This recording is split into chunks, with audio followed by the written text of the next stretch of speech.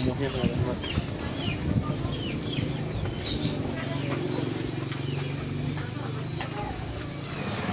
Bapak dari mana? Dari Bogor. Dari Bogor ya. Nah, Bapak kan pedagang kaki lima yang di sini. Ada pernah dapat masalah nggak kayak dari kampung-kampung sini? Ya saya begini Pak. Di kampung memang saya dapat enggak masalah, enggak cuman ke sini kalau istilah bahasa kampung usaha lah. Oh, Iya usaha. Lalu saya mendingan jualan aja gitu. Tapi saya bukan saya sendiri, setoran gitu Bang. Iya. Oh, jadi pokoknya di kampung sini nggak ada masalah. Enggak ada masalah di kampung sini saya. Iya. Kan kayak mau apa ya Bang? Di bawah benar harus lebih benar, di bawah keras saya orang nggak punya, nggak ada beban, lebih keras saya Bang. Gitu ceritanya. Tapi saya saling menghargai sama pedagang gitu. Memang kebanyakan gitu Bang. Itu ini orang anu tapi sama saya ketemu nggak apa-apa gitu Pak. Alhamdulillah gitu.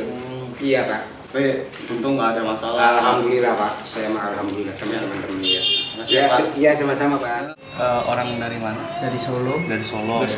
Tinggal di kampung ini Pak. Iya. Sudah berapa tahun? 23 tahun. Wah, 23 tahun. Berarti udah bikin usaha di sini selama 23 tahun. Iya. Ada masalah nggak sih sama kampung Enggak. keluarga ini? Nggak pernah. Enggak. Dan Bapak buka usahanya tuh dibantu ya? Enggak. Enggak juga. Sendirian. Iya, mandiri. Oh, jadi kalau misalnya ada kayak pedagang lain datang, Enggak. nah, Di sini kalau misalnya warga sini bikin event kayak gotong royong gitu, Bapak itu ikut nggak sih? Ikut. Ikut ya? Ikut. Jadi kerja bakti apa aja ya. Masih. tapi kalau misalnya kayak Bapak kan jual bakso, tadi juga saya lihat ada pedagang yang jual bakso ya. Iya. Itu Bapak tahu nggak orangnya? Enggak. Nggak tahu. Nggak ya? kenal. Nggak kenal ya? Enggak. Oh. Tapi kalau orang-orang kampung di sini kenal ya? Ya kalau orang-orang kampung sini kenal semua dari dulu, dari orang anak yang kecil-kecil. Oh. Ini pendatang semua. Oh, di ujung-ujung sana. Iya. Pantasan dari tadi tanya datang semua. Dari sekolah Aman juga, Aman soalnya lingkungannya di sini bersatu. satu ya. Iya. Oke, makasih ya Pak. Sarannya kan.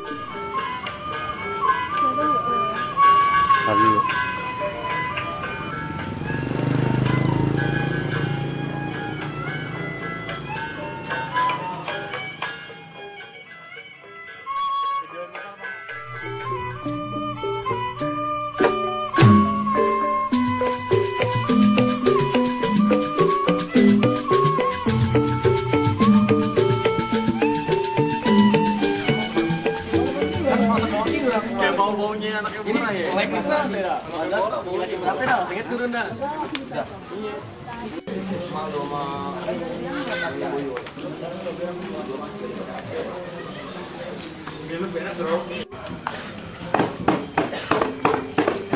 Lu yang bener lu jual-jual dulu tanya mau berapa banyak.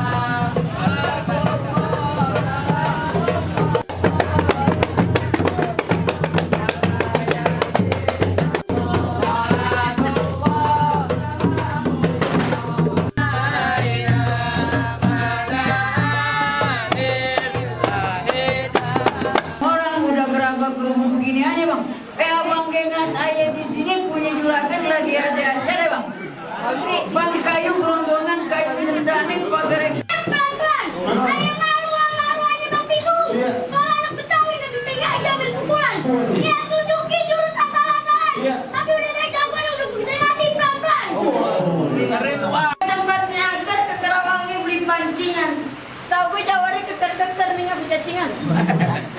Belum makan kali lu. Habisin abang, habisin.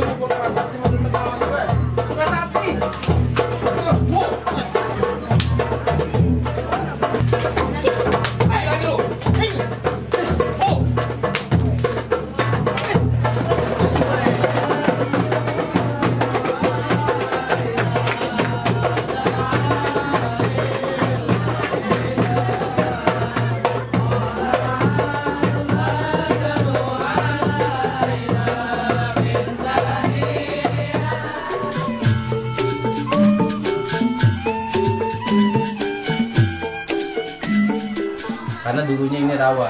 Oh, rawa. Rawa. Jadi Kampung Rawa itu di Jakarta ada beberapa tempat ya. Kalau di sini Kampung Rawa 3 suku dikenalnya. Oh, 3 suku. 3 suku. Apa itu? Suku pertama mulai dari kawasan Jalan Raya Perjuangan itu sekarang jadi RCTI. Ya, oh, ya Itu suku pertama sampai ke perbatasan yang sekarang sekitar kelurahan.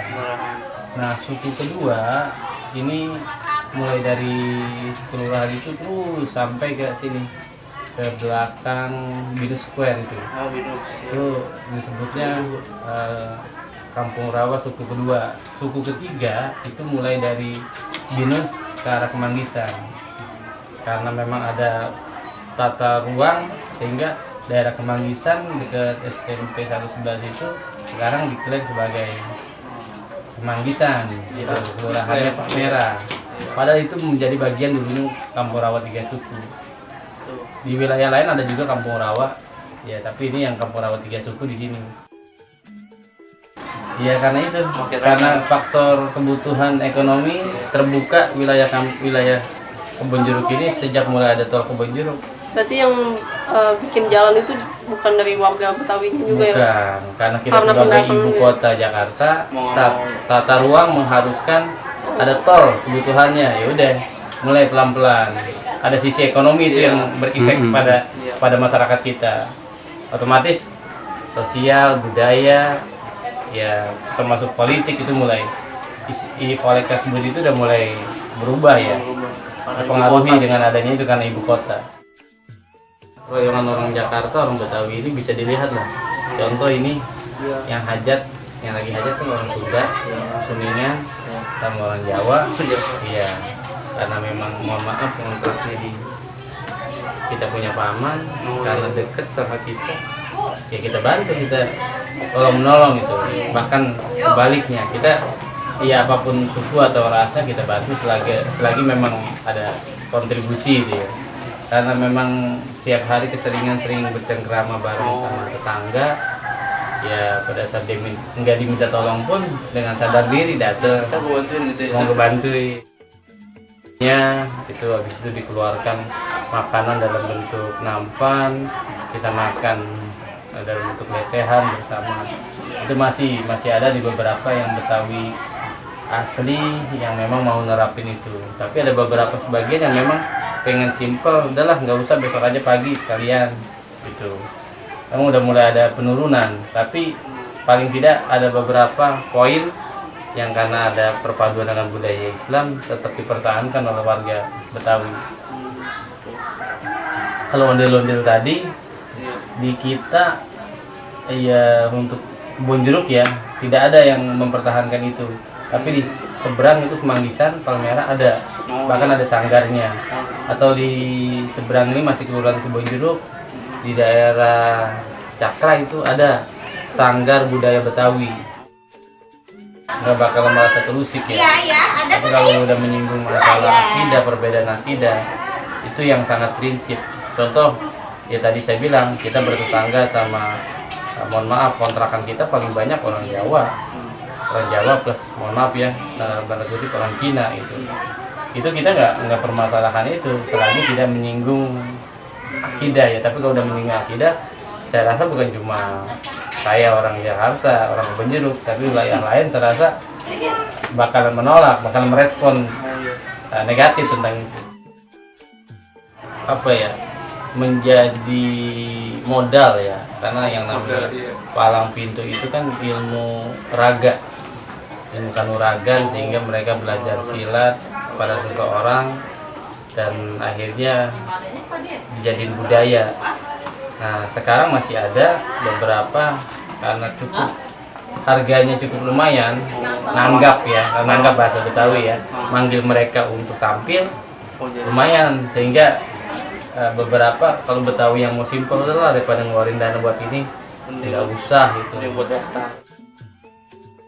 Yang jelas Betawi karena perpaduan beberapa budaya, ya kita tetap tidak mau budaya-budaya yang sudah ada yang bernilai positif itu hilang gitu.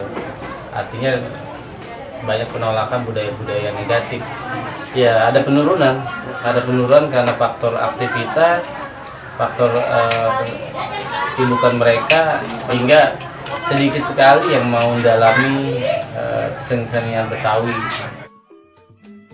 Ya, kalau di rumah jarang ya. udah banyak beberapa mereka yang ingin simple, tambah lagi kan sekarang biaya bahan pokok mahal ya. Iya, Sehingga wah repot masak, beli jadi warteg, warung Tegal, warung Sunda, warung Padang, udah lebih ekspres. Faktor itu